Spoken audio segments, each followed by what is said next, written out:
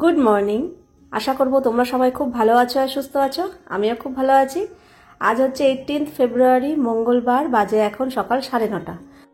প্রতিদিনের মতো 7টার সময় ঘুম থেকে উঠেছি। উঠে ফ্রেশ হয়ে ঘরদোর সব পরিষ্কার হয়ে গেছে। আর আজকে অনেক কিছু কাজ করেছি যেগুলো আর ক্যামেরা শেয়ার করিনি। যেমন তার মধ্যে থেকে এই বেসিনটা আমি আজকে ডিপ ক্লিন করেছি। রেগুলার পরিষ্কার করি, কিন্তু ওই যেই জায়গাগুলোতে জল জমে না সেই জায়গাগুলো না একটু সাদা সাদা হয়ে যায় জলের আয়রনে, তো একটু ডিপ ক্লিন করতে হয়। প্লাস কলটাও আজকে পরিষ্কার করেছি, বাথরুমের কল পরিষ্কার করেছি, এই সিঙ্কের কল পরিষ্কার করেছি।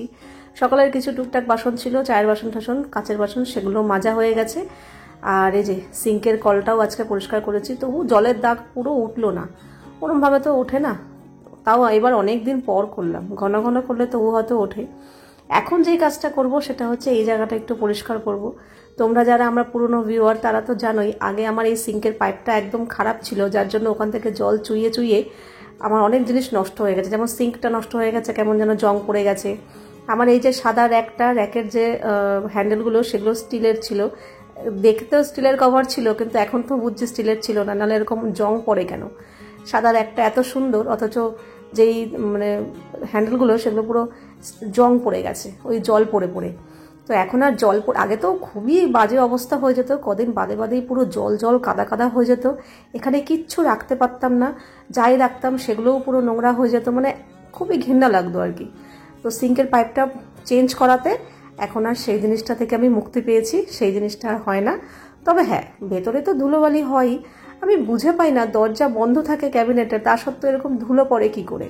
শুধু যে এটার ভেতর তা না, যেখানে গ্যাস সিলিন্ডার থাকে সেটা, একমাত্র যেখানে আমি বাসন রাখি সেই জায়গাটা না বরং বেশি খোলা পড়া হয়, সেই জায়গাটা অতটাও ধুলো পড়ে না। কিন্তু এই জায়গাটা যে কেন এরকম হয় বেশি, আর যেখানটা সিলিন্ডার থাকে ওই জায়গাটা, অথচ এই দুটোই কিন্তু বন্ধ থাকে, মাঝে মাঝে খোলা হয়, অথচ এই দুটোই নোংরা বেশি হয়। আর বাসন টাসন যেগুলোতে রাখি ওগুলো খুব বেশি বেশি খোলা হয়, অথচ ওগুলো অত ধুলো নেই, জানি না কেন। তো যাই হোক, এই যে মাঝখানে যে কালচে দাগ দেখছো সাদা টাইলসের ওপরে, ওগুলো হচ্ছে সেই আগের দাগ। যখন আমার ওই সিঙ্কের পাইপটা খারাপ ছিল, জল পড়তো, তখন এই দাগটা যে পড়ে গেছে, এই দাগটা আর কিছুতেই ওঠেনি, থাকিয়ে তাও আগের থেকে অনেক পরিষ্কার হয়েছে। তো এই প্রথমে একটু জল দিয়ে পরিষ্কার করে, তারপরে স্কচ ব্রাইট দিয়ে সাবান দিয়ে একটু পরিষ্কার করে নিয়ে তারপর জল দিয়ে দিলাম, ব্যাস এইভাবে পরিষ্কার করে নিলাম।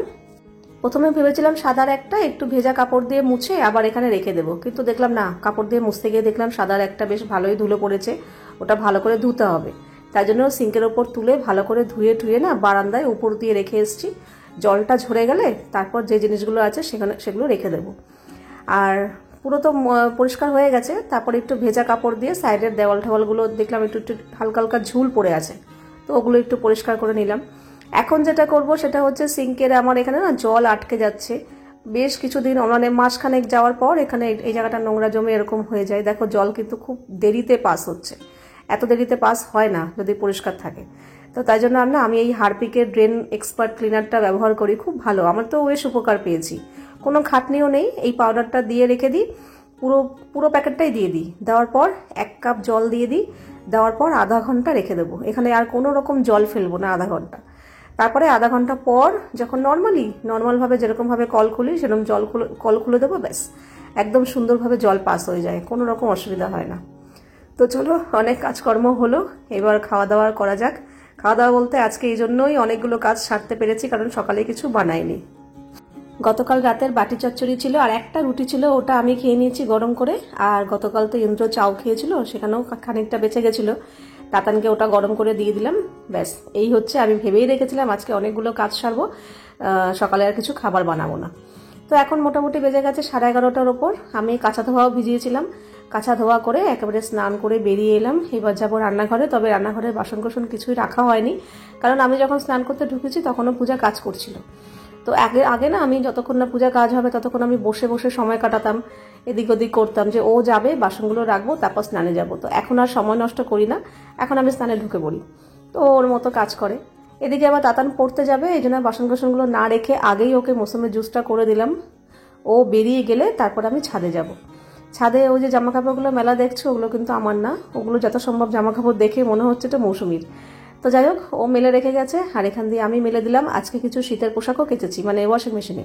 হাতে তো যা কাচার কেচেছি, বাকি ওয়াশিং মেশিনেও কিছু শীতের পোশাক কেচেছি। আরও যা পোশাক আছে আর মনে হয় একবার দিলেই হয়ে যাবে। এখন বেশ ভালো গরম লাগছে, আমি তো এখন ফুল স্পিডে ফ্যান চালিয়ে সব বাটাবাটি করলাম। যাই হোক, রান্নাঘরে চলে এসেছি অনেকক্ষণ আগে। আমার ভাত হয়ে গেছে, ভাত এখানে উপর দিয়ে দিয়েছি আর সমস্ত কিছু বাটাবাটি হয়ে গেছে। আজকে অনেক কিছু বাটতে লেগেছে। আর এই যে নিম পাতা হবে আজকে। নিম পাতাটা আগের দিনেই বেছে রেখেছিলাম, আজকে ভালো করে ধুয়ে রাখলাম। নিম বেগুন হবে, বেগুনটা এখনো কাটা হয়নি, এটা লাস্টে করবো তো, পরে কাটবো। আর এইবার মানে শীত যাওয়ার পথে একটা ফুলকপি নিয়ে এসছে, তো ফুলকপিটাকে কি করব তো ভাবলাম আজকে একটু রসিয়ে কষিয়ে ফুলকপিটা করি। তরকারিই করব, কিন্তু একটু অন্যরকম ভাবে। ফুলকপি তরকারিটা না আজকে একটু কাজু পোস্ত বাটা দিয়ে করব। নর্মাল যেরকম মশলা দিই সেটা তো দেবই, যেমন এখানে আদা, কাঁচা লঙ্কা, টমেটো পেস্ট করে রেখেছি। নর্মালি এটা দিয়েই করি, আর কিছু দেই না। কিন্তু আজকে এই যে এখানে কাজু, পোস্ত আর চারমগজ সব অল্প অল্প করে একটু পেটে রেখেছি, এটাও একটু তরকারিতে দেবো। আরেকটা জিনিস করব বলেছি, আর আনতে না, এই লাস্ট শিম এনেছিল, তো শিমটা একটু শুকিয়ে গেছিলো। শিমটাকে ভালো করে ভাপিয়ে নিয়ে এর মধ্যে রসুন আর কাঁচা লঙ্কা দিয়ে পেস্ট করে নিয়েছি। তো এই শিম বাটা হবে আজকে। আজকেও বললো তোমার ইচ্ছা মতো রান্না করো। তো এরকম হলে বেশ এক এক সময় বেশ ভালো লাগে, আবার এক এক সময় আমি কনফিউশনে পড়ে যাই। যেমন আজকে আমার ভালো লেগেছে যে আজকে আমার মতো রান্না করতে বলেছে, কারণ এই রান্নাটা আমার একটু মনে মনে ছিল, কিন্তু ও অন্য কিছু বললে অন্য কিছু করতে হতো। আজকে আমি ভেবেছিলাম যে ফুলকপিটার একটু তরকারি করব, কিন্তু অন্যরকমভাবে একটু স্পাইসি করে করব আর কি। নর্মালি ফুলকপি তরকারি করলে এমনি নর্মাল আদা বাটা জিরে বাটা দিয়ে করি, টমেটো দিয়ে, কিন্তু আজকে একটু কাজু পোস্ত চারমগজ এইসব বেটে এগুলো এইভাবে করবো আর কি। আর নিরামিষ তরকারিতে এরকম একটু কাজু পোস্ত বাটা দিলে বেশ ভালোই হয়, টেস্ট হয়। কিন্তু সবসময় তাড়াহুড়োর চোটে কিংবা সবসময় স্পাইসি করবো না বলে দেই না, কিন্তু আজকে মনে হলো না ওইভাবেই করব। তার জন্য সমস্ত মশলাপাতি তো বাটা হয়েই গেছে, দেখতেই পেলে। ফুলকপিটাও কেটে একটু নুন গরম জলে ভিজিয়ে রাখলাম। তবে হ্যাঁ, ফুলকপিটা একদম ফ্রেশ পরিষ্কার, কোনো পোকা টোকা কিচ্ছু ছিল না। আর এখানে নিম বেগুনের জন্য বেগুনটা ছোট ছোট করে কেটে ধুয়ে রেখে দিচ্ছি, পরে ভাজবো। আর এই যে শিম বাটাটা তো আগেই আমি কড়াইতে বসিয়ে দিয়েছিলাম, এটা হতে সময় লাগে। রসুন কাঁচা লঙ্কা দিয়ে তো শিমটা বেটেছি, তারপর কড়াইতে সর্ষের তেল দিয়ে কালো জিরে আর শুকনো লঙ্কা ফোড়ন দিয়ে নুন হলুদ দিয়ে ভাজা ভাজা করেছি। অনেকক্ষণ সময় লাগে, কিন্তু খেতে বিভৎস হয়েছে, ফাটাফাটি হয়েছে।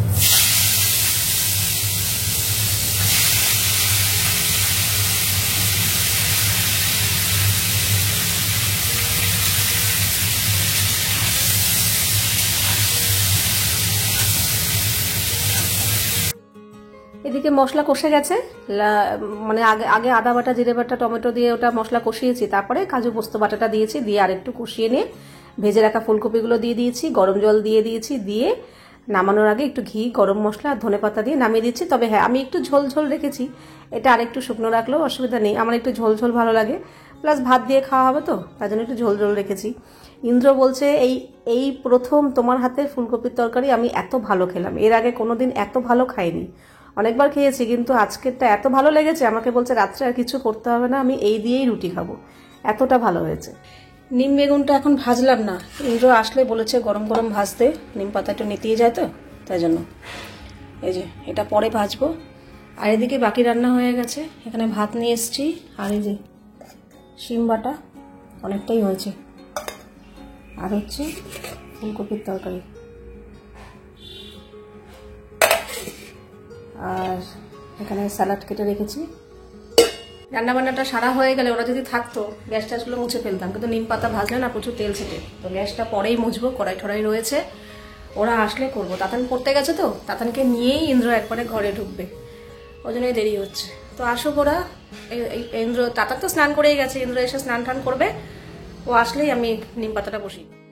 তো এই যে ওরা আসলো তখন 3:30-এরও ওপরে, আমি বসে বসেছিলাম। তারপরে ওরা আসার পর ইন্দ্র স্নান করতে ঢুকলো, আমি আবার নিম বেগুন ভাজাটা বসিয়ে দিয়েছিলাম। আর তাতানকেও বললাম চলে আয়, ইন্দ্রকে বললাম চলে আয়। আমার তো এত খিদে পেয়েছে, এখন তো মানে 2:30-3টার মধ্যে তো আমাদের খাওয়া হয়ে যায়।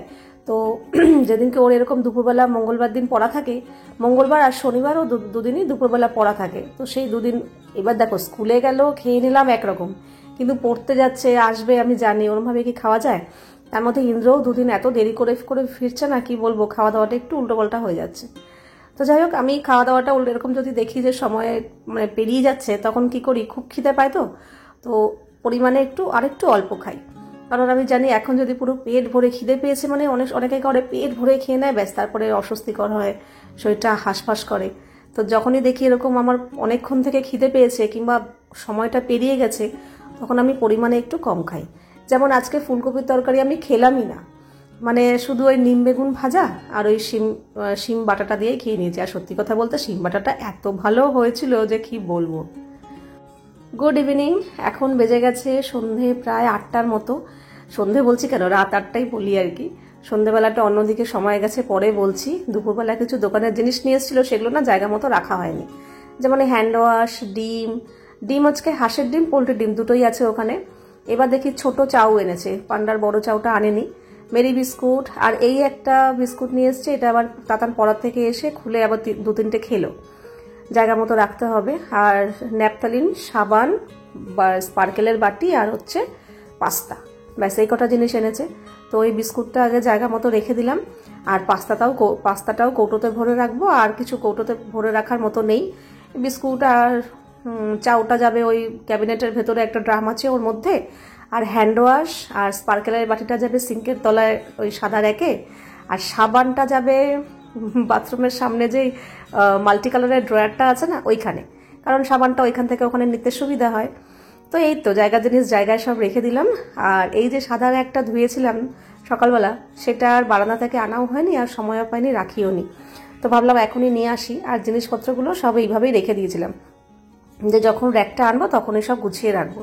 তো এখন ভাবলাম ওই হ্যান্ড ওয়াশ আর ওই স্পার্কেলের বাটিটা যেহেতু রাখবো, তো এখনই জায়গা মতো রেখে দিই, নাহলে আর সময় হবে না।